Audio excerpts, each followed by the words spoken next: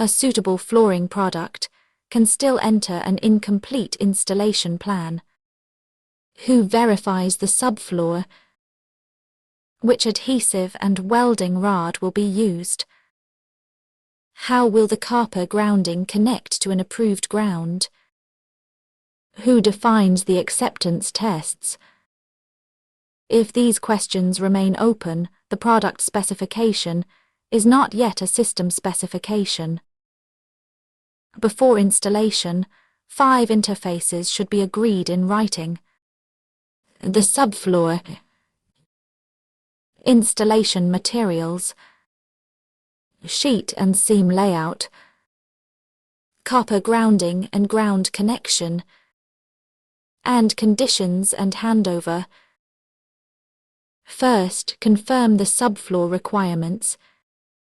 These include flatness, strength, moisture condition, cleanliness, and the repair method.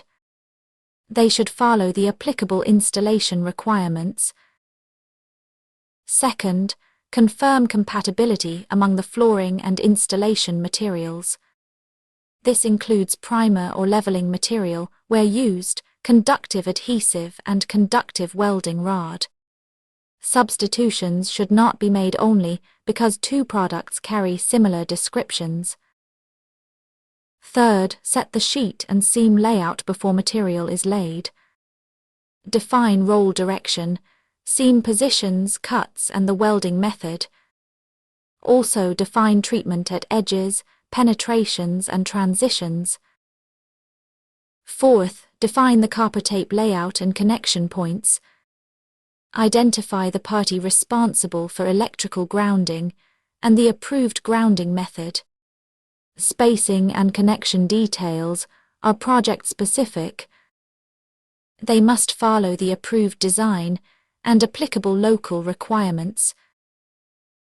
Fifth, define acclimation, installation temperature and humidity. Define adhesive curing and protection from other trades. Define initial cleaning and the earliest acceptable test time.